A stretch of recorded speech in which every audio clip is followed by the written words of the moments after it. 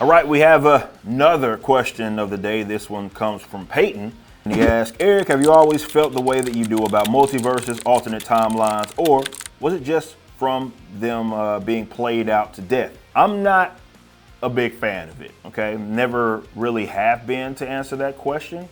I do think that it's become one of those things, especially in modern comics, heavily relied upon to where people just feel as if, look, these stories have been told over several decades. They have nowhere to go with the character or the story that they want to tell. It's in the way. All that information that has already been sort of put out there for the audience. They rely on the whole multiversal aspect, and they'll just make another version of it. Some people are really into those like alternate versions of the same character and alternate timeline stuff.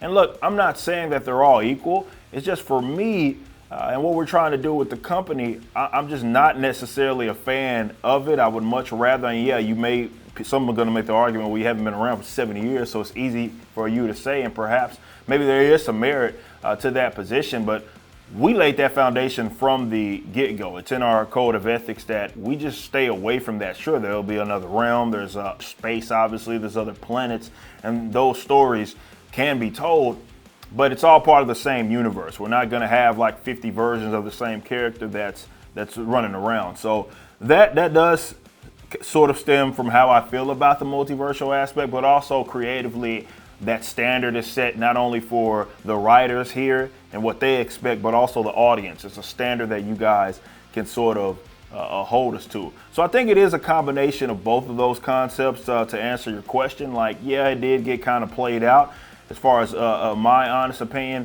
but I've not been the biggest fan. If you guys know, and I've talked about this in the past from one of the other major publishers, that one of my favorite stories, actually my favorite crossover event and story, was when they combined all of their different universes and what have you. Therefore, there was more of a singular version of the character that existed, a definitive version. And yeah, they kind of wrote that out years down the line, but I'm more of a fan of that. The stakes are higher when you do things like that, and it just really forces your creatives to be creative, right? It's like, no, these stories have already been told, and sure, you can grow this character. That character can evolve, but you can't just act like those events just never existed. So everybody has to put their thinking caps on and be sure that they're precise with the stories that they're telling, and I just love that approach.